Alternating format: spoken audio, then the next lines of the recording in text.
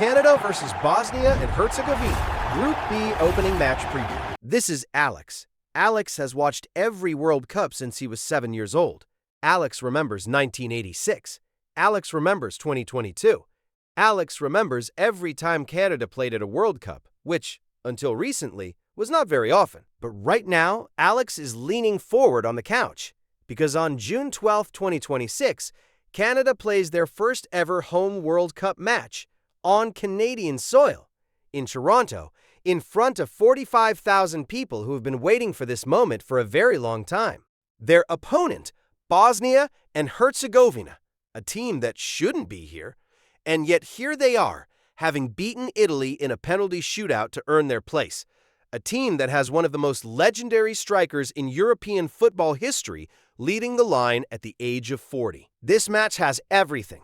Let's break it down. The stage, BMO Field, Toronto. Officially renamed Toronto Stadium for the duration of the World Cup, FIFA's naming rules, but every Canadian knows it as BMO Field. It's where Toronto FC plays. It's where Canada has played some of the most important matches in their football history. And for 2026, it got a complete transformation. A $146 million renovation expanded the stadium from its regular capacity of around 30,000 to 45,736 seats for the World Cup, achieved by adding temporary upper-tier stands at both ends of the ground, giving the venue a fully enclosed bowl atmosphere for the first time. The result, according to everyone who's been inside, is louder and tighter than anything Toronto has previously experienced at a football match. The stadium is open air and sits close to Lake Ontario, so expect a mix of sun, breeze, and cooler conditions depending on the time of day. June in Toronto means temperatures in the low to mid-20s Celsius.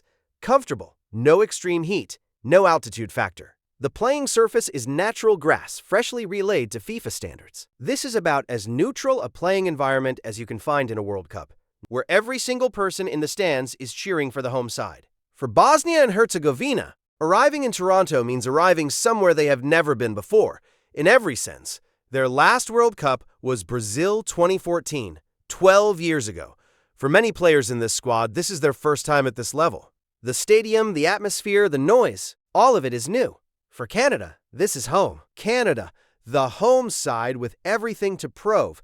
Let's talk about where Canada actually is right now, because it's remarkable. Canada has been on a remarkable rise up the FIFA rankings, climbing 23 places from 50th to an all-time high of 27th in the past 2 years. They are preparing to compete at back-to-back World Cups for the first time in their history. In 2022, they went to Qatar and lost all 3 group stage matches. But they were competitive. They showed character and they showed the world they belonged.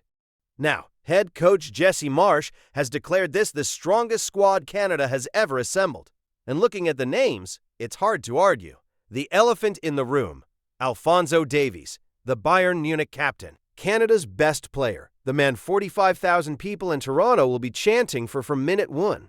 Davies is recovering from a hamstring injury sustained during a Champions League semi-final against Paris Saint-Germain and is unlikely to play in the opening match. His absence is enormous. When Davies is on the pitch, Canada have a player capable of changing a match from nothing. His pace, his delivery, his ability to burst forward from left back, there is nobody like him in the squad. But Canada cannot wait for Davies. They have to win without him first. The man who carries the goal-scoring responsibility in the opener, Jonathan David.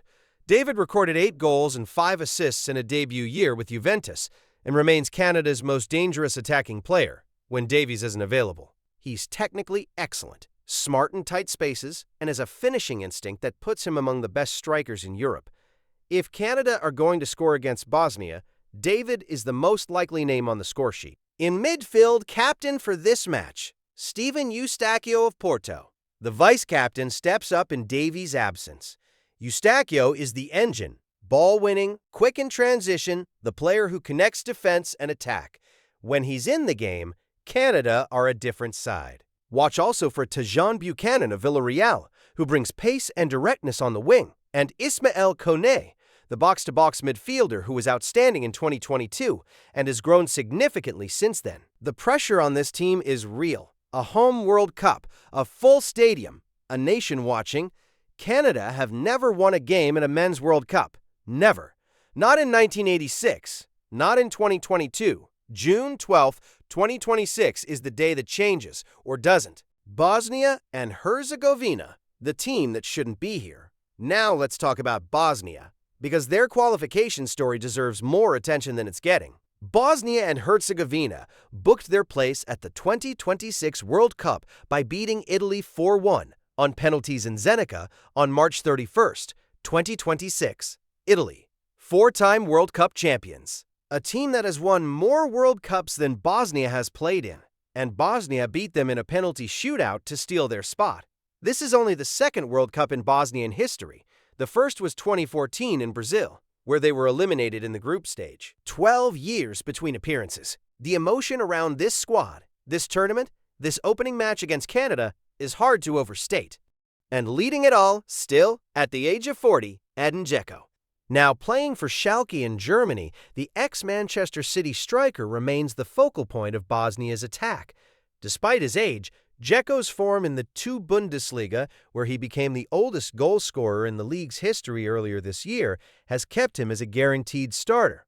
With Miralem Pjanic having officially retired, Džeko stands as the final active member of Bosnia's golden generation that reached the 2014 World Cup.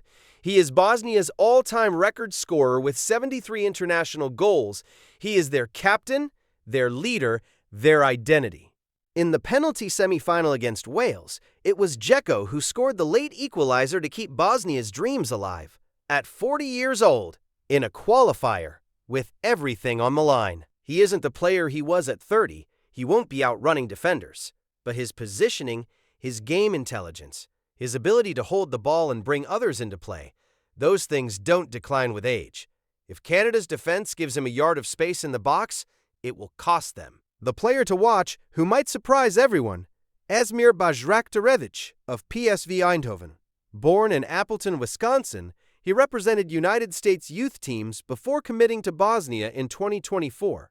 He was the playoff hero, the player who scored the decisive penalty against Italy. 21 years old, fast, direct, won the Eredivisie title last season. He is exactly the kind of player who can cause chaos against a backline that isn't fully prepared for his movement.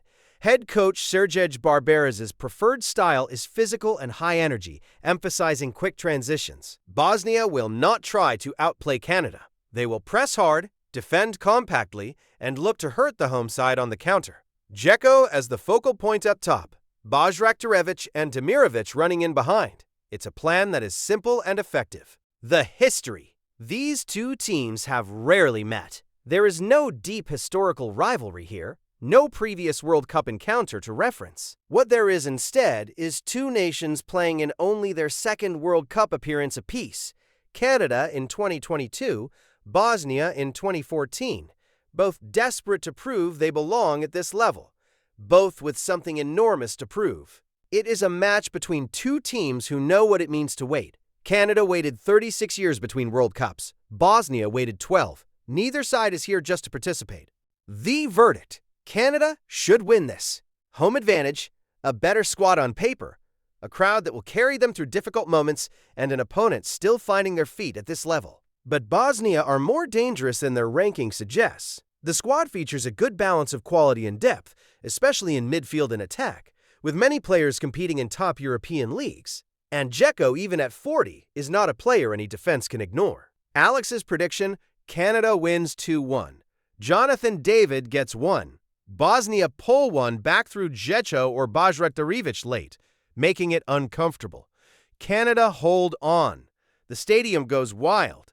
And somewhere on the bench, Alphonso Davies watches and counts down the days until he's ready. This is Canada's moment. BMO Field will make sure they feel it. From the couch, as always, let's see if Alex is right. Drop your score prediction in the comments. Full post-match breakdown after June 12.